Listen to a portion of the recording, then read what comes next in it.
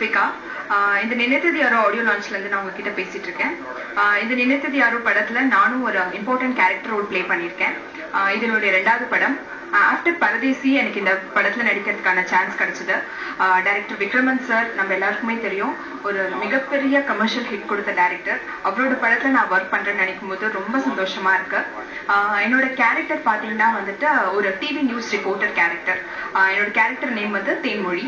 ஒரு 5 ஃப்ரெண்ட்ஸ் அவங்களோட லைஃப்ல ஒரு விதத்துல லவ் ஃபெயிலியர் ஆறாங்க.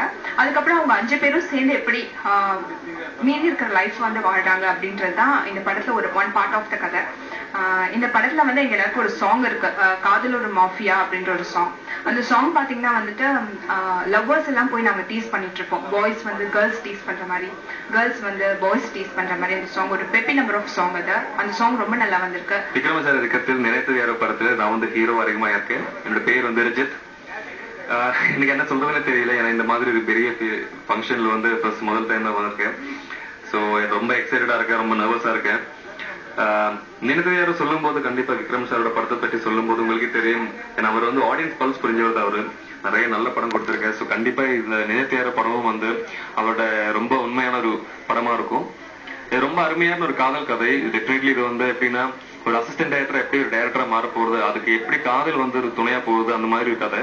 ஸோ கண்டிப்பா இந்த படம் வந்து இதுல ஒவ்வொரு சீனும் ஒவ்வொரு பாடல்களும் எல்லாமே வந்து உங்களுக்கு பிடிக்கிற மாதிரியே இருக்கும், ரொம்ப லைவ்லியா இருக்கும்.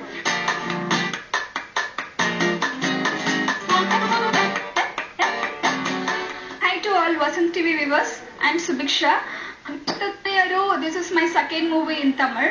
My first movie was Annakudi, which is directed by Vettira director Bharadaraja sir. This is my second movie in Tamil.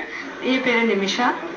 Vikraman சாரோட நினைத்தது யாரோ படத்துல ஹீரோயினா நடிச்சிருக்கேன்.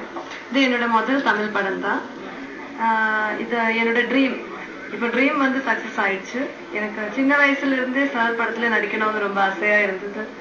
அப்புறம் ஒரு சாங் நடிக்கணும்னு ஆசையா இருந்தது. இதெல்லாம் இந்த படம் மூலமா நிறைவேறிருக்கு. அதனால ஐ எம் சோ ஹாப்பி. இந்த படத்துல ஃபுல்லா ரொமான்டிக் ஒரு மியூசிக்கல் லவ் ஸ்டோரி தான். இந்த படத்தோட கேரக்டர் வந்து கவிதாவோடையும் மோகனோடையும் லவ் ஸ்டோரி. அதுதான் இந்த படத்தோட கதை. இந்த கவிதா வந்து ரொம்ப லவ்வபிளான ஒரு காலேஜ் ஸ்டூடெண்டா பிளே பண்றேன். மோகன் வந்து ஒரு அசிஸ்டன்ட் டைரக்டர். இவருக்கு இடையில இருக்கிற லவ் ஸ்டோரி தான் இந்த படத்தோட கதை. அப்புறம் இந்த படத்துல சாங்ஸுக்கு ரொம்ப இம்பார்ட்டன்ஸ் இருக்கு. சாரோட எல்லா படமுமே வந்து மியூசிக்கலா ரொம்ப ஹிட்டா இருக்கும். இந்த படத்துலயும் ரொம்ப அருமையான நம்ம ஒரு 5 சாங்ஸ் இருக்கு. அப்புறம் எனக்கு வந்து இதுல 4 சாங்ஸ் தான். எல்லா பாடல்களுமே ரொம்ப